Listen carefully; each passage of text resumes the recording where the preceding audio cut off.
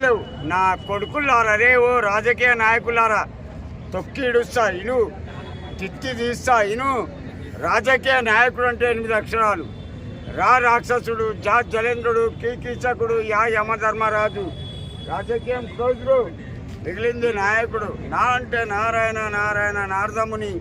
అలా యమకింకడు, కు అంటే కుబేడు, డు అంటే డూడు బస్మన్న. ఈ 8 మంది కలిస్తే ఒక్క లుచ్చ రాజకీయ నాయకుడు పుట్టుకొస్తాడు. ఎవడిబే తెలంగాణను బాగు చేసింది? ఎవరో ఒక ఫ్రీడమ్ ఫైటర్ ఫోటో పెట్టి ఇండిపెండెన్స్ డే అని ఒక అరపూట జనగణమన అని పాడేసేసేసి ఏదో ఒక 2 నిమిషాల పాటు మౌనం పాటిస్తే అది ఇండిపెండెన్స్ డే అని ఎవరు ఒప్పుకోరు. ఇవాళ రేపు యువత మరి ఎక్కడ ఉంటుందో ఏం చేస్తుందో నాకైతే తెలియదు. కానీ ఇండిపెండెన్స్ డే అన్నా, రిపబ్లిక్ డే అన్నా, స్వతంత్రం అన్నా, స్వతంత్ర దినోత్సవం అన్నా కానీ ఏంటంటే జనాలకి సేవ చేసేదే స్వతంత్ర దినోత్సవం. జనాలకి కష్టాలు బాధలు వినేదే ఇండిపెండెన్స్ డే. జనాలలోకి వచ్చి జనాలలో ఎటువంటి బాధలు ఉన్నాయో, ఇప్పుడు వస్తున్నటువంటి వాటర్ ప్రాబ్లమ్స్ ఉన్నాయో, రోడ్లు ఉన్నాయో, లేకపోతే ఇంకా ఏమేమి ఉన్నాయో మొత్తం కనుక్కొని ప్రతిదీ అడిగి తెలుసుకొని పేదవాళ్ళకే వెళ్ళాలి. నువ్వు ఉన్నవాడి దగ్గరికి ఎట్లయినా వెళ్ళలేవు. ఎందుకంటే నీ దగ్గరకు ఉన్నవాడు ఎందుకు వస్తాడు? వాడు సంపాదించుకున్నట్టు వాడు సుఖపడలేడా? ఏ రాజకీయ నాయకుడి దగ్గరికి ఉన్నవాడు వెళ్ళలేడు. పేదవాళ్ళ దగ్గరికి రాజకీయ నాయకులు వెళ్ళాలి. రాజకీయ నాయకులు వెళ్ళి అడిగితేనే అప్పుడు ఇండిపెండెన్స్ డే అంటారు, అప్పుడు రిపబ్లిక్ డే అంటారు, అప్పుడు స్వాతంత్ర దినోత్సవం అంటారు. కానీ ఇదేంది? ఎవరో ఒక ఫ్రీడమ్ ఫైటర్ ఫోటో పెట్టేసేసి వల్లభాయ్ పటేల్, లేకపోతే ఎవరు మన బిఆర్ అంబేద్కర్ గారు, ఇటువంటి వాళ్ళు ఫోటోలు పెట్టి జరుపుకునే ఇండిపెండెన్స్ డే కాదు ఇది. ఇండిపెండెన్స్ డే అని కానీ, లేకపోతే రిపబ్లిక్ డే కానీ, స్వాతంత్ర దినోత్సవం అని కానీ నేను మాత్రం యాక్సెప్ట్ చేయను.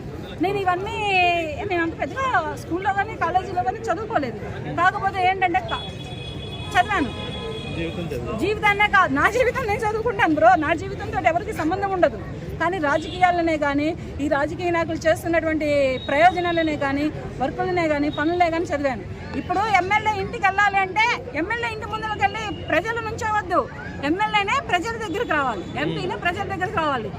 అంటే మేము పేపర్లు పట్టుకొని వచ్చి నుంచొని అయ్యా మా సమస్యలు తీర్చండి, మా గోడు వినండి అని చెప్పేసి ప్రజలు వెళ్ళొద్దు. ఎమ్మెల్యే ఇంటికి కానీ, ఎంపీ ఇంటికి కానీ, ఒక వార్డు కౌన్సిలర్ ఇంటికి కానీ ప్రజలు వెళ్ళొద్దు.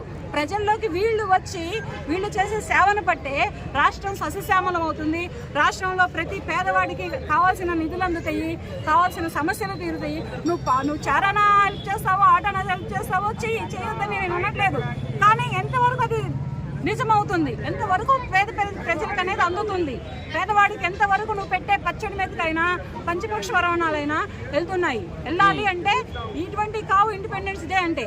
ఇండిపెండెన్స్ డే అంటే ప్రజలలోకి వెళ్ళి నువ్వు రాజకీయం చేసిన రోజునే ఇండిపెండెన్స్ డే అనేది ఒక ఉవ్వెత్తిన కెరటంలో ఎగసిపడుతుంది అనమాట. అక్కడ కావాలి ఇండిపెండెన్స్ డే అంటే అన్నా కానీ, మన రిపబ్లిక్ డే అన్నా కానీ, స్వాతంత్రం అన్నా కానీ అక్కడ వస్తుంది మన దేశానికి. అప్పుడు బానిసలుగా బ్రతుకుతున్న బ్రతుకుల నుంచి విముక్తులను చేసి స్వాతంత్రాన్ని పట్టుకొచ్చారు. ఇప్పుడు అది కాదు, ప్రజల్లోకి వచ్చి సేవ చేసి స్వాతంత్రాన్ని తీసుకొచ్చిన రోజున ఏ రాష్ట్రమైనా సస్యశ్యామలంగా మిగులుతుంది.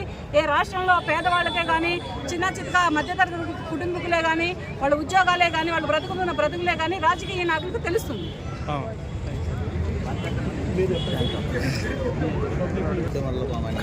రేపు మన స్వతంత్ర దినోత్సవం. స్వతంత్రం ఎవరికి వచ్చిందండి? గణతంత్ర దినోత్సవం.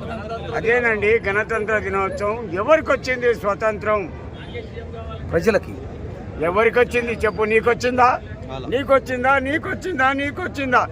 ఉండడానికి గూడు లేడు, తినడానికి తిండి లేదు, తొడగడానికి బట్టలు లేవు. నా కొడుకులారా, రే ఓ రాజకీయ నాయకులారా, తొక్కిడుస్తా ఇను, తిత్తి తీస్తా ఇను. రాజకీయ నాయకుడు అంటే 8 అక్షరాలు. రా రాక్షసుడు, జా జలేంద్రుడు, కీచకుడు, యా యమధర్మరాజు. రాజకీయం క్లోజుడు, మిగిలింది నాయకుడు. నా అంటే నారాయణ, నారాయణ నారదముని. అలా యమకింకడు, కు అంటే కుబేడు, డు అంటే డూడు బస్మన్న. ఈ 8 మంది కలిస్తే ఒక్క లుచ్చ రాజకీయ నాయకుడు పుట్టుకొస్తాడు. ఎవడిబే తెలంగాణను బాగు చేసింది? కేసీఆరా? తాగుబోతు బాడుకో, వానికి తాగడానికే టైం లేదు. వాని బిడ్డ 6500 లిక్కర్ స్కామ్, మందు స్కామ్. మందు అంటే గోళీలు కాదు, మెడికల్ షాపి, విస్కీ బ్రాండీ. దానికి సిగ్గు లేదు, దాని అయ్యకు శరం లేదు. కల్వకుంట్ల చంద్రశేఖర్. ఓకే, కల్వకుంట్ల నీ ఇంటి పేరు, చంద్రశేఖర్ నీ పేరు. మరి కల్వకుంట్ల కవిత ఏంది బే? దానికి పెళ్లి చేయలే? పెళ్లి చేస్తే మొగనికి ఇంటి పేర్లా? కోస్తానా కొడక కుర్చీ పట్టికాలే బే నీకోసమే కుర్చీ తాతనైనా ఉద్దర సిగరెట్ నుక్తా అంటుపెట్టి ఎక్కువ ఒరినావనుకో అక్కడికి వచ్చి కొడతా నీ ఫామ్ హౌస్కు. ఏమనుకున్నావు బే నన్ను మెంటల్ కొడుకు అని అనుకున్నావు బే. హైదరాబాద్ డెవలప్ చేసింది కదా చంద్రబాబు నాయుడు వాసుడిగానే కూడా వానికి తాగడానికే టైం లేదు. చంద్రబాబు నాయుడు హైదరాబాద్ను డెవలప్ చేసింది. గడ్డ మహారాజ్ చంద్రబాబు నాయుడు ఆయన కొడుకు గ్రేట్. ఈయన తాగుబోతు బతుకులనా మీ అందరు ఉచ్చా. వానికి తాగడానికే టైం లేదు. డెవలప్ ఎక్కడిది? మనం పొద్దుగాల ఇంకా టీ తాగుతాం. వాడు క్వార్టర్ తాగే బెడ్రూమ్లోకి వెళ్ళి బయటకు వస్తాడు. 40 ఏళ్ళ కింద నా పక్కన పోని గుడంబ తాగిన బామ్మడిది హుస్నాబాద్లో. నా కొడక రే నా ముఖం చూస్తే నీకు నిద్ర పట్టది. నిద్ర పట్టది. కుర్చీ వట్టిగాల కుర్చీ తాత నీకోసమే పేరు మార్చుకున్నా పడివితే. బాబాయ్ ఎవరైనా ఒక అగ్గిపులి ఇవ్వండి. దొంగ నా కొడుకు వెనక ఆయన వేస్తాడు తీసుకో. అది పెట్టి తాగుతాడు లైవ్లో. Boy over. అది వెనక ఫ్రెండ్ ఇచ్చి తాత ఫ్రెండ్ ఆ కానీ నువ్వు కానీ తాత ఈ స్టైలే కానీ మన రజనీకాంత్ లెవెల్లో ఇచ్చాడా. నన్ను టీఆర్ఎస్ వాళ్ళు ఎంతోమంది వెనకబడ్డారు కొట్టడానికి. రా నా కొడుకులారా మీదికి ఒక్కనన్నా పంపకపోతే నా అయ్యకు నేను ముట్టాలి. రాండ్రో ఎంత ఇచ్చిండ్రా? 500 ఒక క్వార్టరా? బిర్యానీ పొట్లమా 5000? రండి కొడుకులారా రండి. ఇది బుగ్గా మీద పెట్టిందనుకో అద్దం చూసినప్పుడల్లా నా పేరే జ్ఞాపకం వస్తుంది. ఈడ పెడితే నా స్టైల్ వేరు కొట్టడానికి. నా స్టైల్ వేరుంటుంది.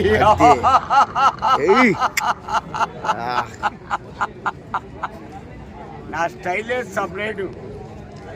నా భార్య ముందు చాలాసార్లు భయపడ్డది. టీఆర్ఎస్ వాళ్ళు నా ఇంటికి పోతే నా భార్య భయపడ్డది. నేను పోయే వరకు ఒక్క కొడుకు లేడు. పుచ్చకాయలు కోసే కత్తి ఇంట్లో పెట్టుకొని తిరిగిన. బటన్ షర్ట్స్ బటన్ తీసి కోసిందనుకో మెడ అవుట్. అదే నా స్టైల్ సపరేట్.